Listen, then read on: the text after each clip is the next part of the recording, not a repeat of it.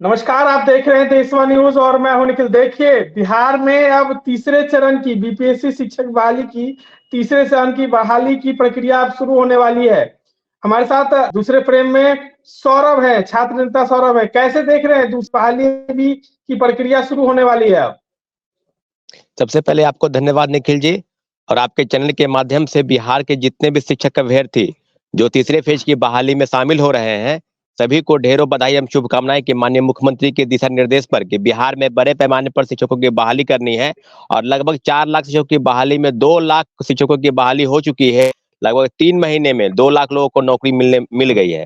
तो अभी जो हम बात करेंगे कि तीसरे फेज की बहाली में लगभग 87,000 पदों पर जो वैकेंसी आई है, 1 to 5 से लेकर 11-12 तक, तो सभी में अच्छी वैकेंसी आई है। सभी को अप्लाई करना है, नौकरी लेनी है। हाँ, जहां कहीं भी किसी को दिक्कत होगा, अगर शिक्षक अभ्यर्थियों के साथ अन्याय होगा, तो हम सब आपके साथ खड़े हैं। और कहीं भी अन्याय होने की स्थिति में हम लोग बीपीएससी से हो या शिक्षा विभाग से हो, हम लोग लड़ेंगे आपके लिए। और जब कहीं भी दिक्कत होगी, हम लोग निश्चित रूप से सरकार के समक्ष अपने लोकतांत्रिक तरीके से जो भी लड़ाई लड़ी जानी है, हम लोग लड़ने के लिए तैयार हैं। तो तीसरे फेज की बहाली होने वाली है, लेकिन अभी भी तमाम जो शिक्षक है वो नाराज चल रहे हैं। ऐसा क्यों?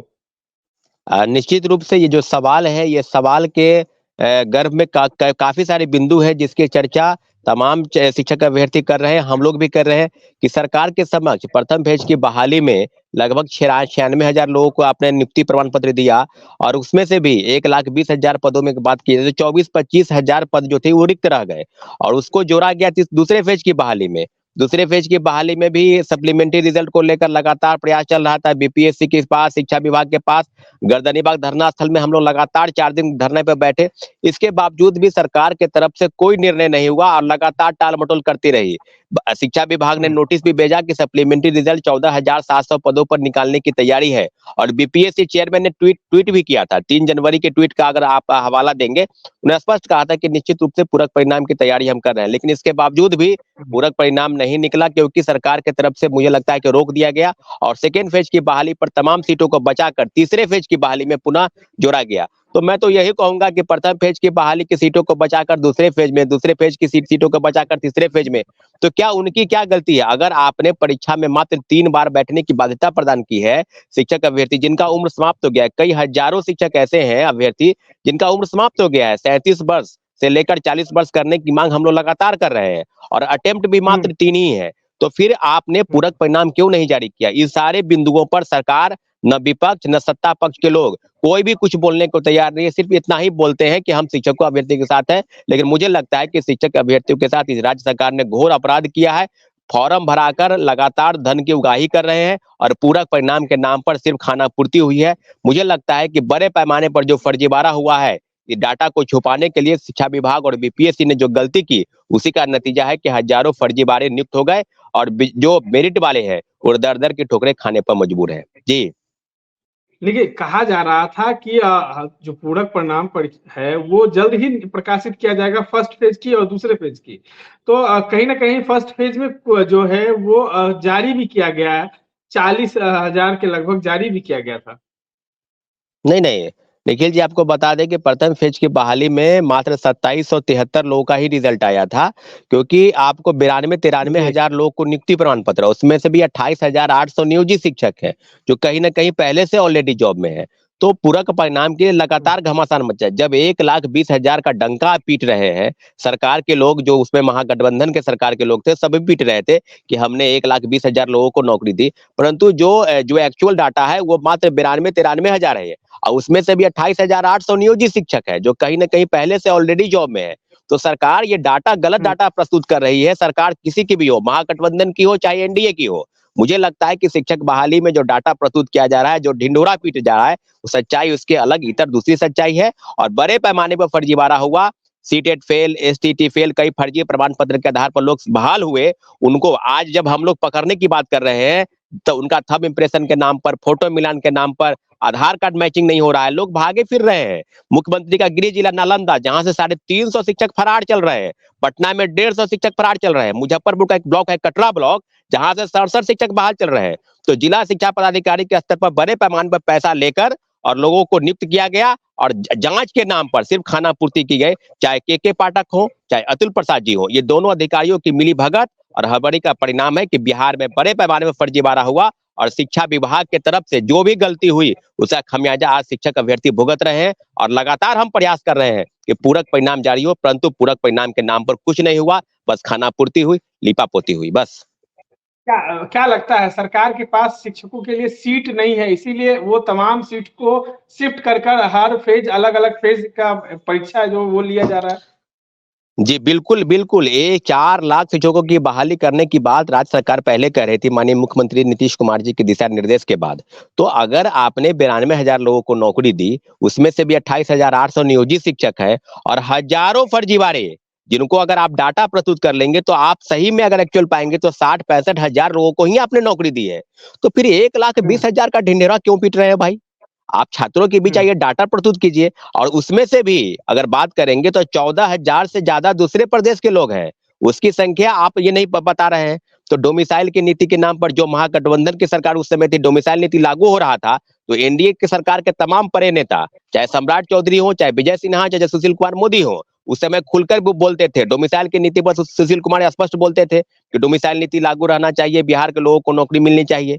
और सप्लीमेंट्री रिजल्ट पर तो स्पष्ट बोलते थे कि 40,000 पदों पर पूरक परिणाम जारी होने चाहिए। लेकिन सब पर जैसे जी। ही एनडीए की सरकार बनी, सरकार ने पलटी मारा, अपनी बातों से सारे एनडीए के नेता पलटी मारते दिख रहे हैं। मुझे लगता है कि अब किसी भी बात पर, चाहे महागठबंधन की सरकार हो, चाहे एनडीए की सरकार हो, किसी भी बात पर शिक्षक अभ्यर्थी भरोसा नहीं करते। वो समझ गए हैं कि सब वोट बैंक की राजनीति की वजह से इस तरह की चीजें हो रही है और बड़े पैमाने पर फर्जीवाड़ा हुआ, इस सब मामलों में उन्होंने चुप्पी साध रखी है।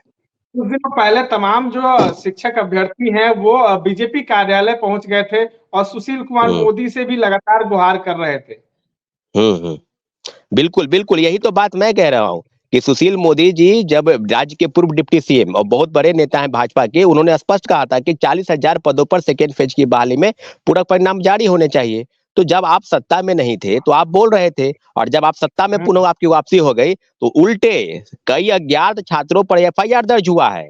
आपको बता दें, और लगातार चिट्ठी निकल रहा है कि कोई भी शिक्षक अभ्यर्थी अगर पूरक परिणाम पर दबाव बनाते हैं, तो उनको अगली परीक्षा में बैठने के लिए रोका जाएगा, उन पर कानूनी कार्रवाई की जाएगी। तो जाहिर-सी बात है कि कानून का डंडा अलग चल रहा है। क्या के पाठक से सवाल नहीं होना चाहिए कि बड़े पैमाने पर जो फर्जीवाड़ा हुआ, क्या आपने जिला शिक्षा पदाधिकारी को आपने हटाने की हिम्मत है? पैसे लेकर डोमिसाइल फर्जी प्रमाण पत्र, सीटेट फेल, एसटीटी फेल, कई फर्जी वाले को आपने नियुक्ति प्रमाण पत्र दिया, तो आप किस पर कार्रवाई कर रहे हैं? आपने तो हिम्मत नहीं की कार्रवाई करने की, और उल्टे निहत्थे छात्रों पर आप कार्रवाई कर रहे हैं। बीपीएससी गेट के पास धारा 144 1 महीने तक लगा रहा। तो ये अतुल प्रसाद जी हो, चाहे के पाठक हो, 2 अफसरों की लड़ाई और आयोग और विभाग की हड़बड़ी का ये नतीजा है कि बड़े पैमाने पर फर्जीवाड़ा हुआ। सरकार ये डाटा प्रस्तुत कर रही है कि हमने नौकरी दी, हमने नौकरी दी, लेकिन आप कितने फर्जीवाड़े को बहाल किए हैं, इसका डाटा भी आप बताइए। दो तमाम शिक्षक दो अभ्यर्थी विभाग के सामने आ रहे हैं। असमंजस की स्थिति जो भुगतना है वो छात्र भुगत रहे हैं। जो विभाग जो है जिसमें असमंजस की स्थिति है उसका भुगतान जो है छात्र कर रहे हैं। जी, बिल्कुल, बिल्कुल। ये आपको याद होगा, इसके पहले जब डॉक्यूमेंट वेरिफिकेशन के नाम पर बीपीएससी ने कहा कि हम डॉक्यूमेंट वेरिफिकेशन करेंगे, परंतु शिक्षा विभाग ने कहा कि नहीं, हम करेंगे। इन दोनों अधिकारियों की लड़ाई पर माननीय मुख्यमंत्री जी का हस्तक्षेप हुआ और तब जाकर निर्णय हुआ कि बीपीएससी नहीं, शिक्षा विभाग डॉक्यूमेंट का वेरिफिकेशन करेगी। लेकिन मुझे लगता है कि देश के इतिहास में पहला ऐसा विभाग है जो नौकरी के रिजल्ट के पहले ही आपको रिजल्ट, डॉक्यूमेंट वेरिफिकेशन के पहले ही रिजल्ट का प्रकाशन कर देता है। जबकि बीपीएससी ऐसा करती है कि तमाम सिविल सेवा की परीक्षा अगर होती है आयोजित, पहले डॉक्यूमेंट का वेरिफिकेशन होता है और तब रिजल्ट का प्रकाशन होने के बाद संबंधित विभाग को भेजी जाती है सूची। अगर किसी का चयन एसडीओ में होता है, तो उसका चयन समान प्रशासन विभाग में सूची भेजी जाती है कि इन इन लोगों का चयन हमने किया है। लेकिन ऐसा नहीं है, सीटेट फेल, एसटीटी फेल, कई फर्जी प्रमाण पत्र, डोमिसाइल, मैं खुद नहीं कह रहा हूँ, खुद अभ्यर्थी सामने आ रहे हैं। झारखंड के रहने वाले मुकेश हो, पूजा हो, करिश्मा हो, कई लोग सामने आए और स्पष्ट रूप से बताते थे कि हम, मेरे पास फर्जी प्रमाण पत्र है, लेकिन हमको नियुक्ति प्रमाण पत्र दिया गया। तो ये कैसे विडंबना है, एक तरफ नौकरी लेने की होड़ थी और बड़े पैमाने पर आज भी आप देखे होंगे कि कई लोग पकड़े जा रहे हैं, भागे भागे फिर रहे हैं। दरभंगा से कई साथी पकड़े गए शिक्षक अभ्यर्थी। तो मुझे कहने में भी अब कोई हिचक नहीं कि बड़े पैमाने पर जिस बात का आरोप हम लोग लगा रहे थे, वो पूरी तरह से सिद्ध हो गया है कि बड़े पैमाने पर फर्जीवाड़े तरीके से शिक्षक बहाल हुए हैं और जो मेरिट वाले लोग हैं दर दर की ठोकरें खाने पर मजबूर हैं। सौरभ जी, एक अंतिम सवाल है, क्या आप अतुल प्रसाद से आपकी वार्ता हुई थी? बीपीएससी के जो चेयरमैन हैं, इन तमाम हम्म। मुद्दों पर आपकी वार्ता हुई थी? बिल्कुल, बिल्कुल। हम इसके पहले फर्स्ट फेज की बहाली पर पूरक परिणाम को लेकर गए थे एप्लीकेशन डेलीगेशन के साथ। वो बोले थे कि जैसे ही शिक्षा विभाग से हमको सूची मिलेगी, हम पूरक परिणाम निकालेंगे। लेकिन शिक्षा विभाग ने पहले पहले फेज की बहाली में 4700 पदों की जो सूची भेजी गई, उसमें से भी मात्र 2773 लोगों का रिजल्ट आया। तो 2000 पदों की कटौती तो खुद कर लिए। तो अब बीपीएससी क्या कहेंगे? बीपीएससी और शिक्षा विभाग की गलती मैं नहीं मानता हूँ। ये दोनों विभाग जो है सरकार के नीचे काम करती है, तो मुझे पूरा आरोप जो है वो सरकार पर है। और माननीय मुख्यमंत्री जी इस प्रदेश में 17-18 वर्षों से मुख्यमंत्री हैं, तो मुझे लगता है कि जिस प्रदेश में इतने बड़े पद इतने सालों तक मुख्यमंत्री रहने के बाद भी अगर बहाली प्रक्रिया ऐसी हो जिसपे बड़े पैमाने पर फर्जीवाड़ा हो, तो अब कहने में कहाँ कोई संकोच है कि क्या होगा आगे क्या होगा, महागठबंधन की सरकार हो चाहे एनडीए की सरकार हो। मुझे लगता है कि इस तरह की चीजें नहीं होनी चाहिए थी। हड़बड़ी का नतीजा है, क्रेडिट लेने का होड़ आप कह सकते हैं, जिसका ये फलसफा सामने आया है कि बड़े पैमाने पर फर्जीवाड़ा हुआ और सेकंड की 5 फेज की बहाली तक ये निषिद्ध हो चुका है कि फर्जीवाड़े के नाम पर सिर्फ डाटा गलत प्रस्तुत करके सरकार डाटा अब तो थर्ड आंकड़ा दे रही है। थर्ड फेज की बहाली होने वाली है।